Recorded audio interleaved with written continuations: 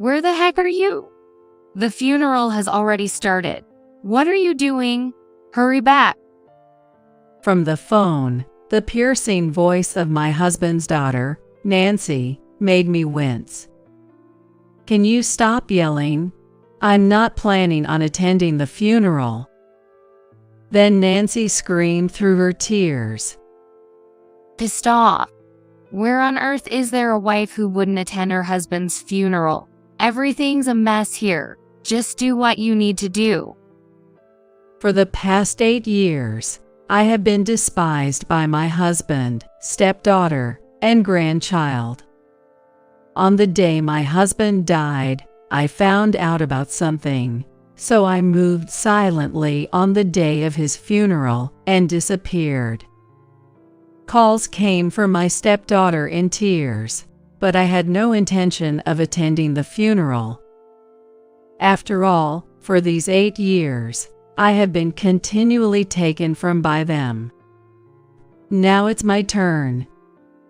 Following this, my counteractions will lead my stepdaughter and grandchild to lose everything. My name is Mia Cantrell. At 60 years old, I work for a foreign insurance company. I decided to join this company, newly established in the U.S., because I had studied Spanish in college. People around me would say things like, "That's quite adventurous." Since joining, my days were filled with work, from early morning till late at night. Literally no days off. That's how I spent my 20s, without making any lovers, and dedicating myself to work. As I passed 30, I get promoted, became more efficient at my job, and began to have more free time. I thought it might be time to start looking for my own happiness, and registered at a popular dating service at that time. At the dating service, I couldn't find the one right away. As I began to understand the difficulty of finding a lifelong partner, I met someone. Nice to meet you. I'm Mike Thompson. The greeting came from a well-built man. His gentle smile gave a friendly impression. This was my future husband, Mike. Mike was 4 years older than me, a salesperson at a small company. He has been married before, but separated from his ex-wife 2 years ago due to incompatibility of their personalities. Though we were in different fields, both being in sales made our conversations lively. We both enjoyed traveling, which led us to start dating with marriage in mind. Mike was always a gentleman on dates, and I was thrilled with my newfound love.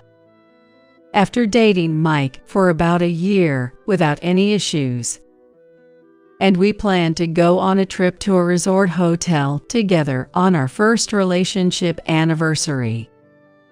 I was hoping maybe he would propose to me during the trip. Excited, I waited at our meeting place. Finally, Mike's car pulled up.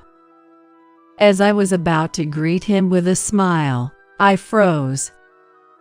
From the back seat of the car, 2 unfamiliar people emerged. One was a flashy dressed woman around 60 years old. The other was a girl about 10, holding a comic book. Well, Mike, who are these people? Mike turned back to the 2. This my family. My mom and my daughter. Come on, say hello. Then his mother looked me up and down and said, I'm Joyce, Mike's mom. You're Mike's girlfriend. You have a plain face. You have small eyes, don't you? All our family have big eyes and well-defined face. Bluntly put by Joyce, I was more disturbed by the presence of the girl. Daughter. Did he say daughter? I hadn't heard a word about a child. Prompted by Mike, the girl looked up from her comic book to greet. I'm Nancy. And with that, she dove back into the book. Mike, well, what's going on? I don't understand any of this. Confused, I spoke to Mike, who nonchalantly explained. When I said I was going on a trip, they both wanted to come along too. It's fine, right? Let's all enjoy it. That wasn't the answer I was looking for. Eventually, still bewildered, I got into the car, as Mike urged. Mike, you have a daughter. In the car, trying to be as polite as possible, I asked that, and Mike replied, Didn't I mention it? I took in my daughter from my previous marriage. Then Joyce chimed in. But I'm mostly the one raising her. I'm happy to think I'm finally being freed from this role. I looked up and said, but Mike told me. Get along with Nancy and my mom. Come on, try talking to them. Tentatively, I turned to the back seat and spoke to them. I'm Mia Cantrell, dating Mike. Nice to meet you. Then Joyce said, Well, I've heard most of it, so no need for introductions. I said to Nancy, Nancy, nice to meet you. Nancy just responded with a yeah and went back to her book. Amidst the awkward atmosphere, Mike and his mother started talking about some neighbors I didn't know. I was still completely confused. Mike had a child, and he had taken her in without telling me, but who brings their family on a romantic trip without saying anything? What is going to happen on this trip?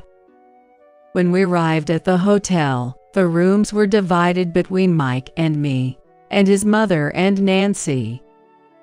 The moment we were alone, I blurted out to Mike, Mike, what is this?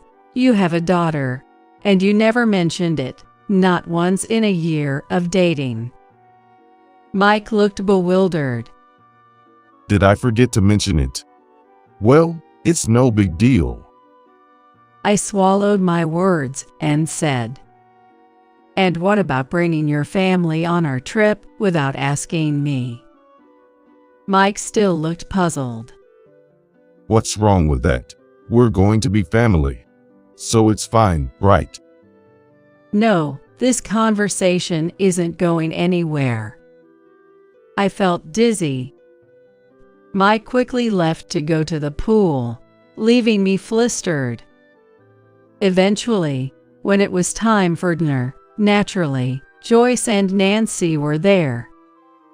The meal was luxurious, but I could hardly swallow. Suddenly, the lights in the dining room dimmed, and sparkly music started to play.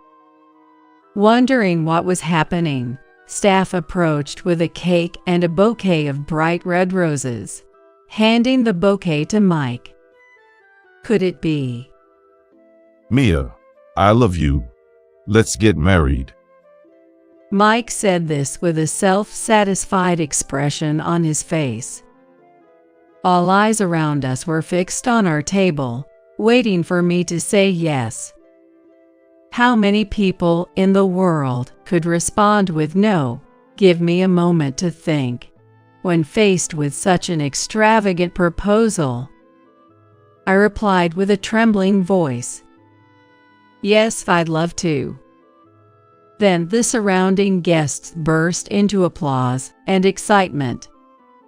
Congratulations! Shouts and whistles came flying in. The lights returned to normal, and the guests went back to their meals. I was holding the bouquet, dumbfounded, watching Nancy greedily eating the cake. Now that we've got that out of the way, let's talk about what's next. Joyce pulled me back to reality. I'll accept your marriage to Mike, so be grateful. Once the house is built, I'll be moving in with you. What? I inadvertently exclaimed. Moving in, once the house is built. Yeah, Mom and I decided to build a larger house.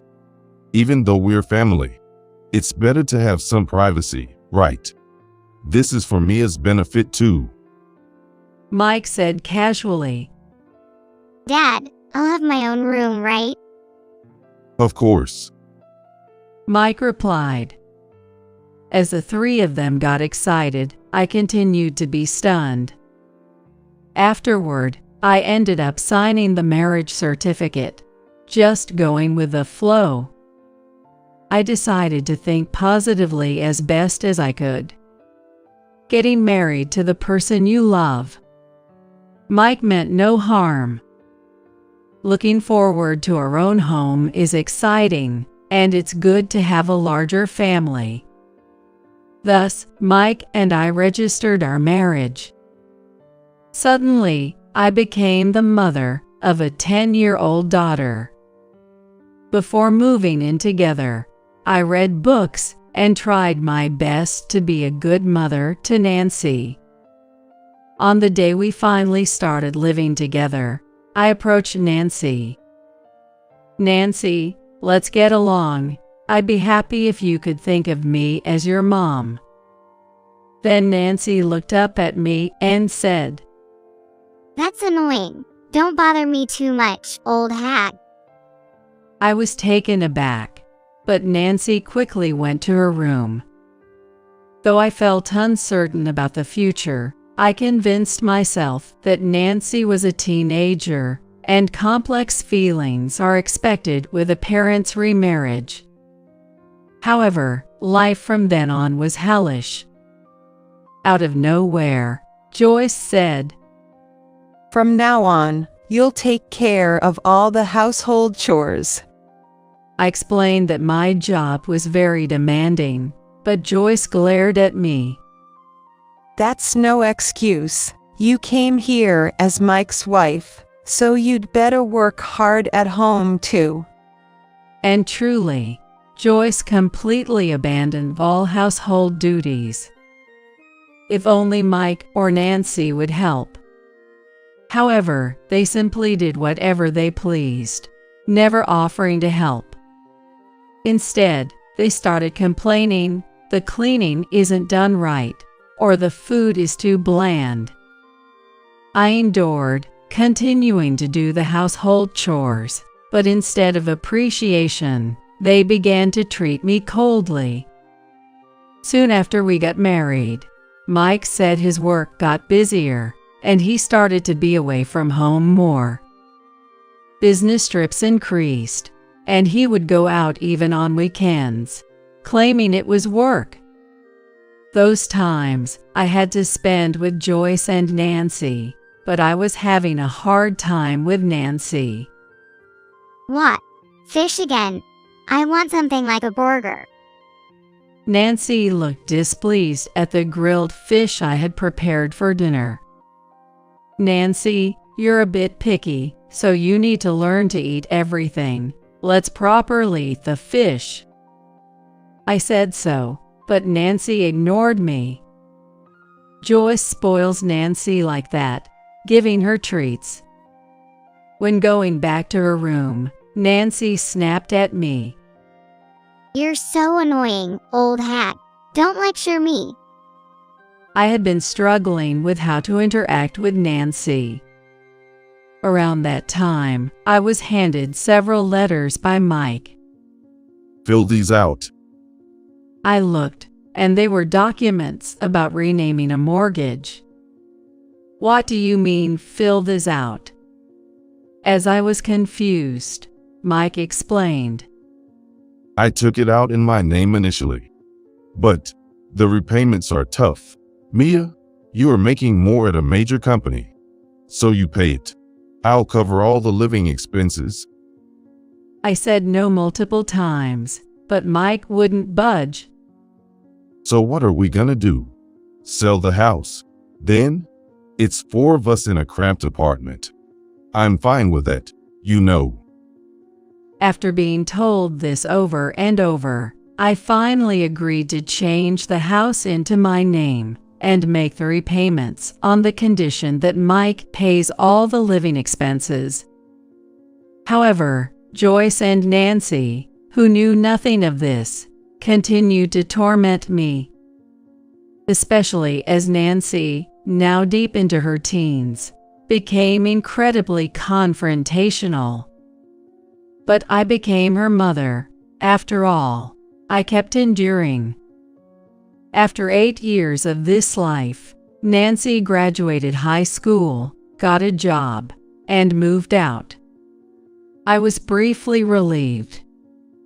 But then Joyce was found to have a malignant tumor and was hospitalized.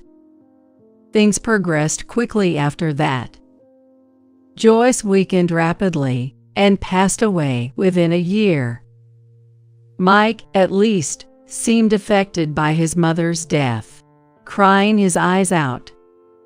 When I thought of what my mother-in-law had done to me, I did not truly grieve, but I carried out her funeral solemnly.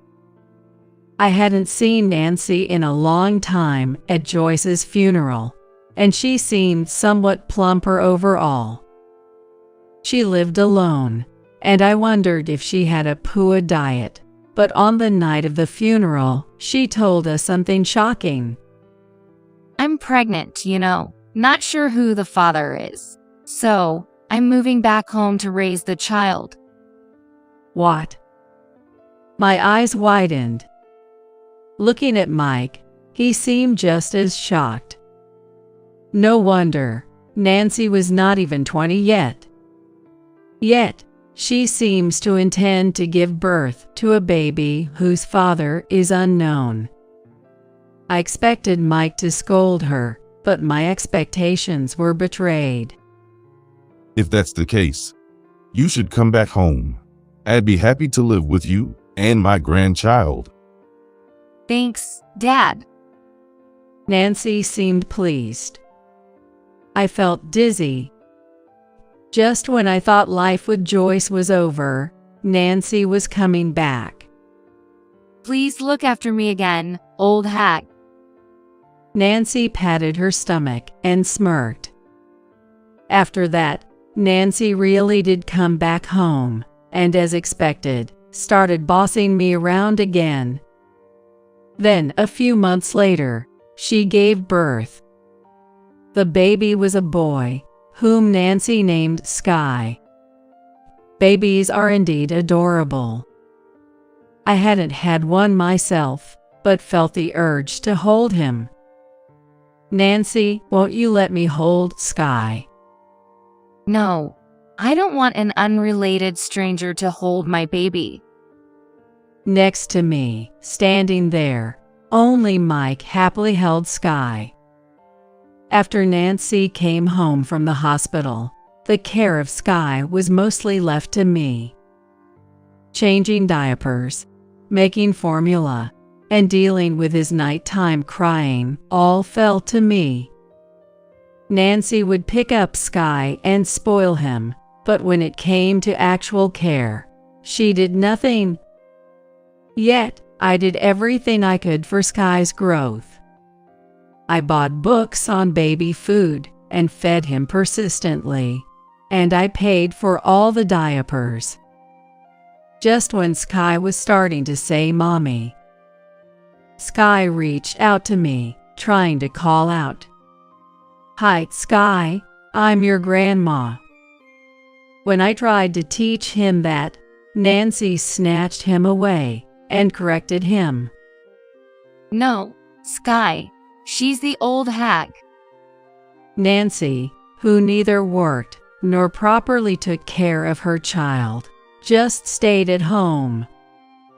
Yet, I couldn't be strict with Nancy, who still had a small child.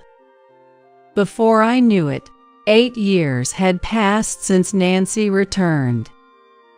As usual, Mike was often away from home and indifferent to me. When he did come home, he would complain about the taste of the food or how the ironing was done. Somehow, Mike had also stopped contributing the promised living expenses, claiming, "I need it for something."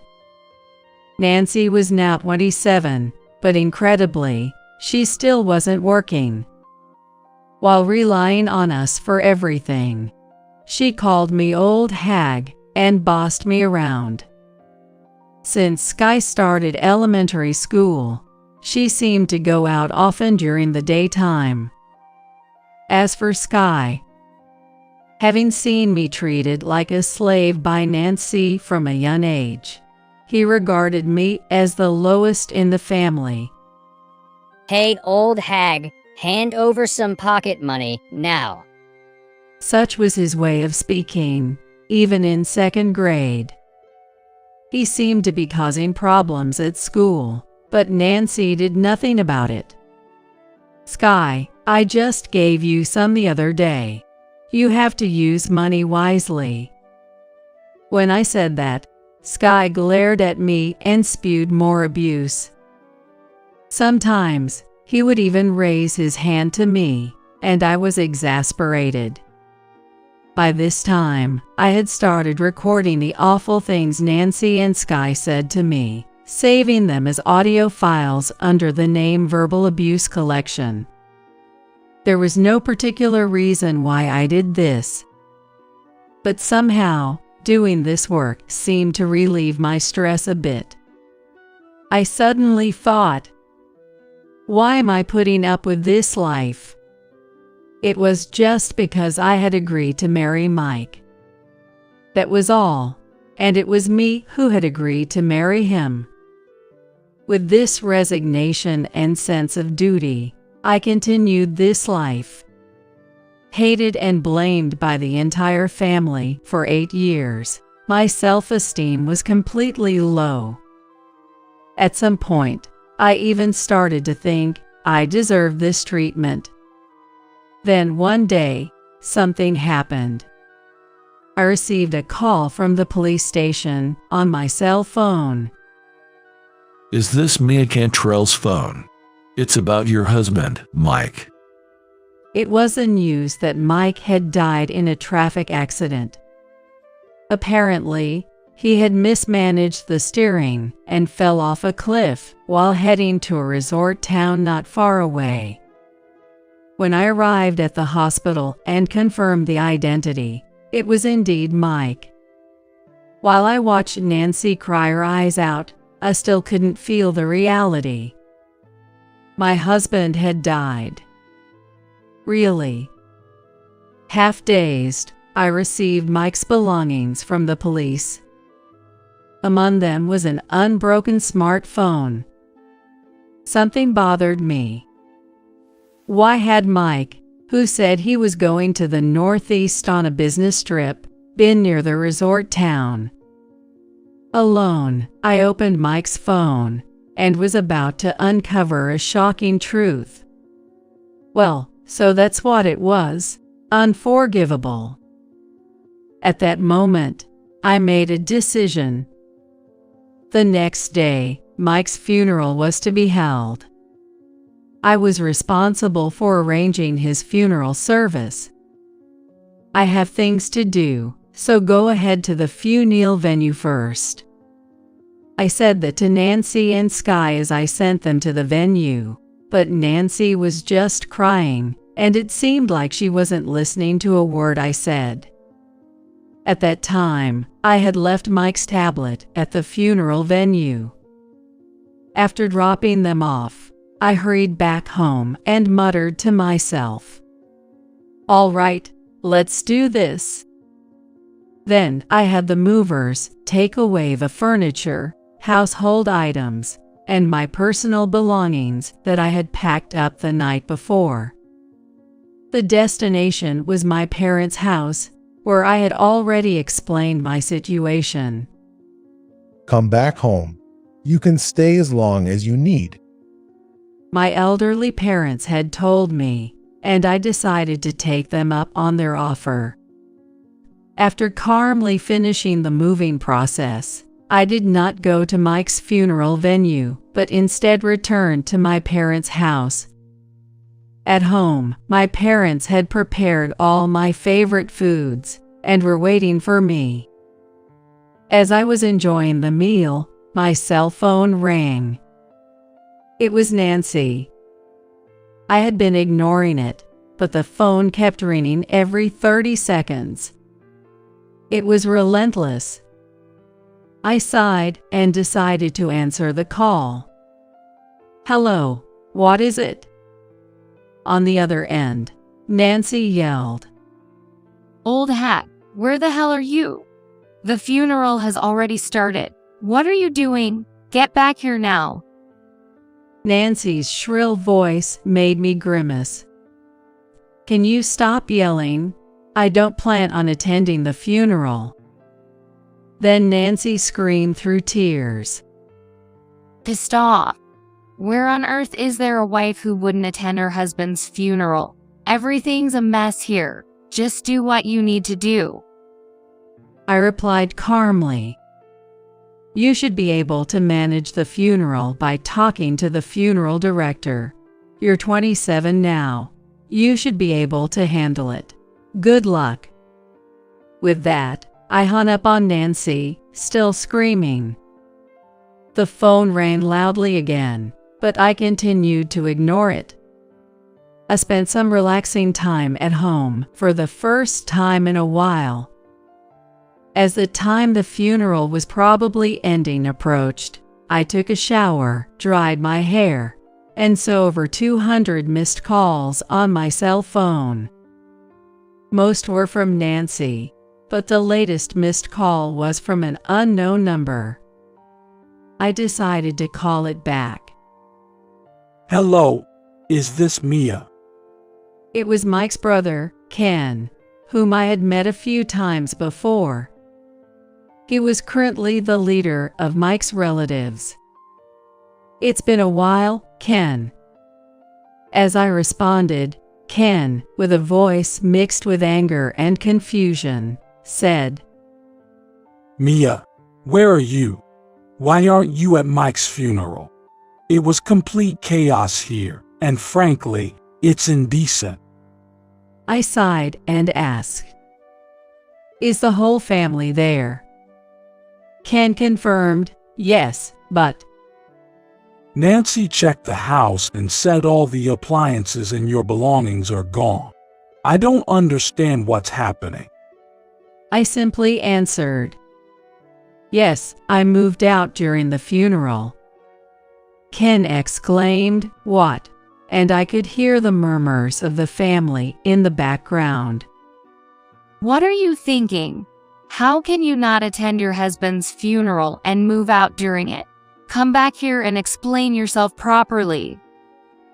Nancy screamed over the phone, but I told Ken, "I've left a tablet at the funeral services reception. I'll make a video call, and we can talk about the reasons." After hanging up the phone, I took out my tablet. I made a video call to the tablet I had left behind at the venue. Immediately, it connected, and I could see Nancy, Sky, Ken, and many other relatives in the background. As soon as they saw my face, Nancy, with tear streaks on her cheeks, yelled at me, What are you doing? Get over here now. We'll talk after you get here. I calmly responded, "No, I will not be coming there." Nancy started berating me furiously. The relatives looked at me skeptically. Ken, somewhat perplexed, said, "That's incredibly unreasonable. You're Mike's wife and Nancy's mother, aren't you? Don't you have any feelings for Mike? You were husband and wife after all." That's when I decided to tell the truth. Of course, I was shocked when Mike died, and I intended to hold the funeral properly, but that intention disappeared quickly. "Why?" Ken asked, bewildered. Ken, Everyone, please listen to this first. I then took out Mike's cell phone from his belongings and played a voicemail. Hey Mike, where are you? You're already late. We agreed to have a romantic getaway at a fancy hotel today. Everyone on the tablet gasped. I continued to play the voicemail. Why aren't you picking up your phone? Did your wife find out? You told me I love you more than that ugly woman. You liar. I paused to play back. The relatives in the background were murmuring loudly. As you heard, Mike was on his way to a cheating trip when he had the accident. There were also quite a few couple photos in his phone that I can't show here. I told everyone, still in shock, on the screen. Moreover, Mike hated me. He didn't contribute to the living expenses and only complained when he was home. And to find out he was cheating, it would be absurd to still have feelings for him. Ken muttered, shaken. Mike did. That is. How could he? That's awful. I wouldn't want to attend my husband's funeral either. A female relative shouted from the background. Then Nancy, in a panic, argued. Even if Dad was cheating, you should at least attend the funeral. It's your fault for not being attractive enough to keep him. That's when Sky chimed in. Old hag, where did you put the TV? I can't play my games. The relatives looked on, appalled, seemingly unaware of Nancy and Sky's indifference. Ken was holding his head. Yes, even if I had grown tired of Mike's cheating, I might have attended the funeral if I still cared for Nancy and Sky. But you can hear from their words now, can't you? I've been oppressed at home all this time. Nancy gasped. The relatives looked at her and Sky with disdain. That's when I played my edited verbal abuse collection. Don't wash your stuff with mine. Your germs are going to get on me. Seriously, it's disgusting. Sky's voice was also on the recording. Old hag, didn't I tell you not to give me carrots? Are you senile? Go buy me juice. You're useless. Nancy and Sky's abuses continued to play. The relatives' expressions turned grimmer. Hey, stop it. Recording us is sneaky. Nancy yelled, but I continued playing without expression. Sky looked bewildered, not fully grasping the situation. As you can see, it may have been unreasonable for me not to attend the funeral, and I apologize if I caused any inconvenience.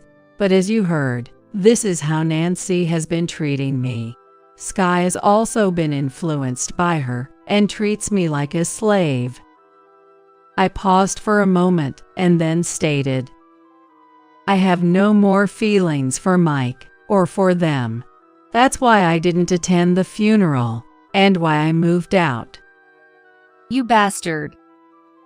Nancy started to yell at me, but Ken quickly interjected. Mia, I'm sorry for Nancy's behavior. I apologize on behalf of Mike as well. You don't have to come to the funeral. They've done enough to deserve this. I appreciate your understanding, I responded, and the relatives nodded somberly. I'll also scold Nancy and Sky on this side. Thank you for enduring and staying as part of their family for so long. Ken said, bowing to me. I bowed back and then ended the call on the tablet. I slept well that night. I don't know how the funeral ended after that. 2 days later, Ken contacted me again to apologize. Despite holding the funeral service, It was a mess. Nancy and Sky kept blaming you, and the relatives have completely disowned them now. I hope you stay well and find happiness. Mia.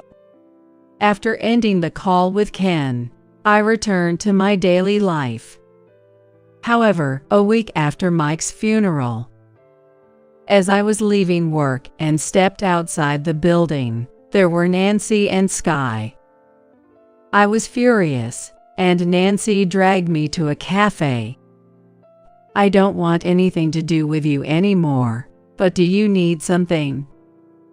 I asked, and Nancy said, I don't want to see your face either, but you wouldn't answer your phone, so I had no choice. Tell me where Dad's inheritance is now. Inheritance, I murmured, and Nancy became enraged. There has to be Dad's bank account with money in it. I only found $1,000 in cash at home. You must have taken out my dad's money. I calmly told her. That was all there was to Mike's inheritance. What? Nancy froze, and I explained. He couldn't save any money, and towards the end, I was the one paying the living expenses.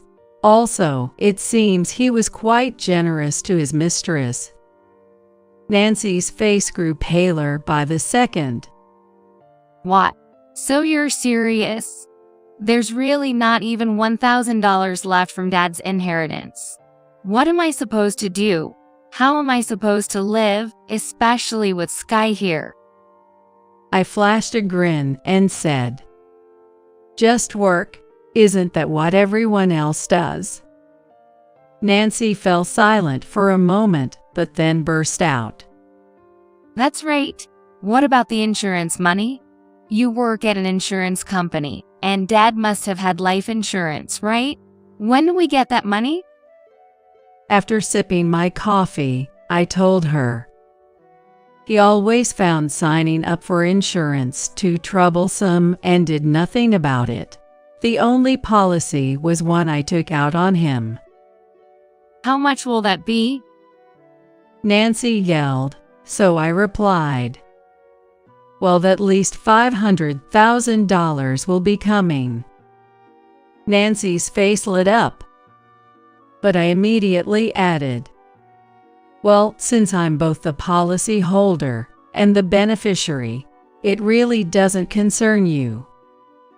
Stunned, Nancy blurted out. What? Are you saying we don't get a penny? Yes, that's right. As I spoke, Nancy shouted. Then you need to continue taking care of us. You're my mother and Sky's grandmother, right? I calmly stated. I've already filed to end our family ties. You and I are now strangers. I never legally adopted you, nor do I have any obligation to support you. Nancy persisted. Don't you care about Sky at all? If I'm struggling, Sky will too. Sky was playing a game next to us during this conversation. Seeing that, I sighed. So you should work to prevent struggling. That's what a mother does, right? I did. When Nancy turned pale and was at a loss for words, I asked, by the way, have you spent any of Mike's savings? She answered, of course, I needed it for living expenses. I chuckled. Too bad for you. Mike had debts, about $60,000, I think. Since you've touched the inheritance, you've inherited the debt too. I, on the other hand, have renounced my inheritance. Seeing the color drain from Nancy's face, I showed her the collection emails on his phone. As Nancy trembled, I continued. Oh right, about the house. Since I've been paying the mortgage, and it's in my name, I've decided to sell it. You need to move out soon, okay? Then Nancy screamed. Are you taking the house from us? Yes, I am. I looked at her seriously. As Nancy's face rapidly changed colors, she suddenly bowed deeply across the table.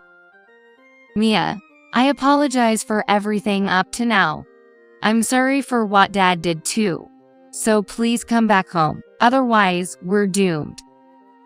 As I remained silent, Nancy pleaded with tears. Please, Mom, don't abandon us. I smiled at them one last time and said, I will never forget how terribly you've treated me.